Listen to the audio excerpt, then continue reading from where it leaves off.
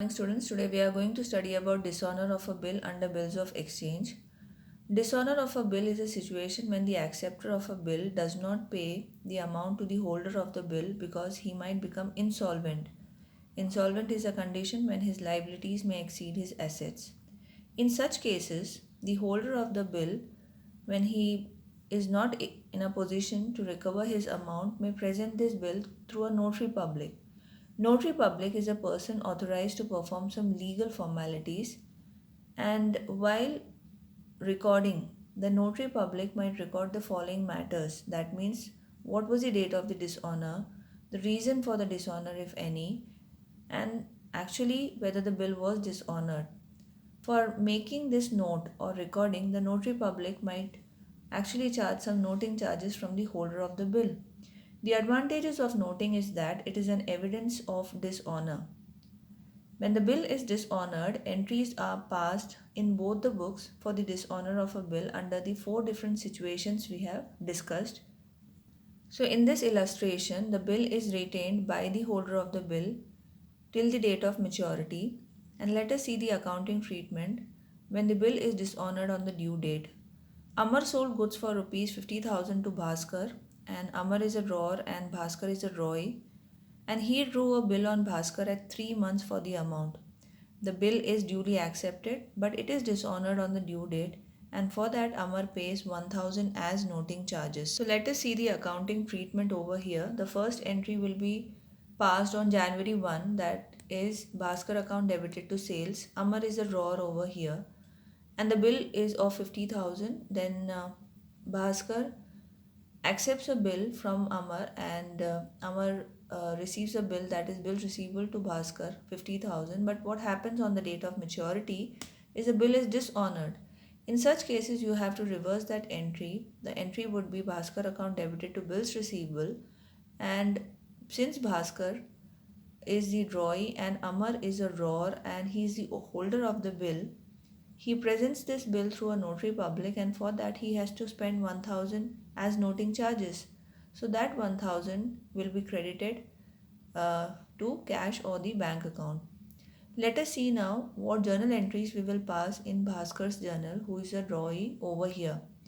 So first entry is what you have been studying, purchases account debited to Amar. Second entry would be the bills payable entry, and third entry we are going to reverse the entry which we actually passed on January 1 along with the noting charges, which is actually an expenses payable by Mr. Bhaskar to the Amar in terms of noting charges. The second situation, when the drawer discounts the bill or the holder discounts the bill in the bank. So the journal entry over here is Rakesh draws a bill. So Rakesh is the drawer, Bhavesh is the drawee.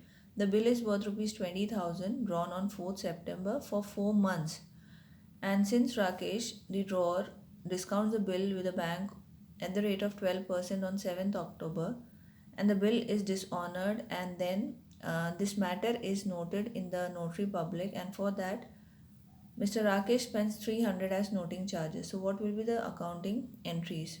Number 1 will be the date on which he accepts the bill, that is Bhavesh. So in the books of Rakesh, it will be bills receivable account debited to Bhavesh.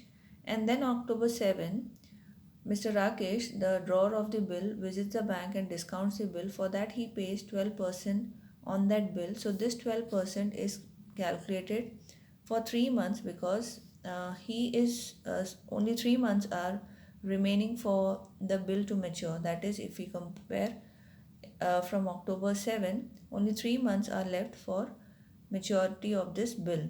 So the discounting charges will be calculated for 3 months, and then at the date of on the date of maturity the bill is dishonored, and then we have to reverse the entry. Now here, since this drawer has discounted the money from the bank, he is liable to pay to the bank, so he will pay to the bank along with the noting charges, that is 300, and he will recover this money from Mr. Bhavesh for rupees 20,300. Situation 3, when the endorsee is the holder of the bill. So let us see an example. It is a third situation. 1st January 2019, A drew a bill on B. So A is the drawer, B is the drawee. 5,000 is the amount of the bill. and it's been actually maturing after 3 months. After 10 days, A endorsed the bill to his creditor C, and on the due date, the bill was dishonored and C paid 100 as noting charges. So here the holder of the bill is C and he presents the bill to the notary public. So he is paying the noting charges. So let us see the journal entry. In A's book, the journal entry would be on January 1, bills receivable account debited to B, and on January 11, since this bill was endorsed to C, so the journal entry would be C account debited to bills receivable. April 4, when the bill was dishonored, here it becomes very important. You have to debit B. I mean, if you are the drawer, you have to debit B. Why? Because you are going to recover this money from B, including the noting charges, and you are going to pay to C the money which you owe to him, that is 5100.